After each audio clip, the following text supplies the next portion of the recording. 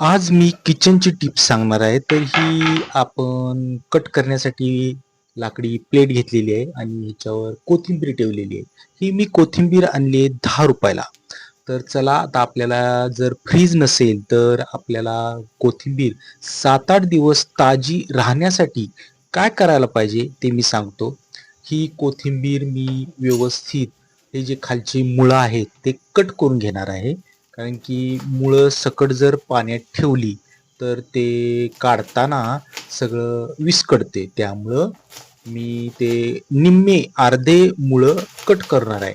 तर बघा, ज्यांच्याकडं फ्रीज नसतो, जे गरीब असतात माझ्यासारखे, त्यांनी कोथिंबीर आपल्याला एक 7-8 दिवस टिकावी म्हणून मी एक तुम्हाला आयडिया सांगणार आहे.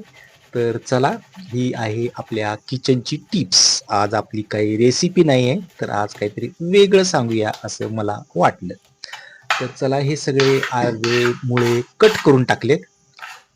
आता हे व्यवस्थित कट केल्यानंतर ना, ही जी कोथिंबीर दिसते ती स्वच्छ, खाली जे मुळांना माती लागलेली आहे ती माती स्वच्छ धुवून काढतो. म्हणजे ज्यावेळेस आपण एक एक कोथिंबीर कट करायला घेतो त्यावेळेस ती कोथिंबीरला माती लागू नये, त्यामुळे हे स्वच्छ धुतलेली आहे मी कोथिंबीर.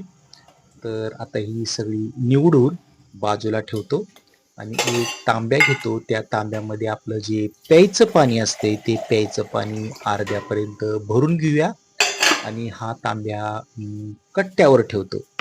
आता ह्याच्यामध्ये ही जी कोथिंबीर आहे ती व्यवस्थित ठेवायची आहे त्याला, जेणेकरून रोजच्या रोज त्याला ताजं पाणी मिळेल आणि 2 दिवसातनं पाणी बदलायचं.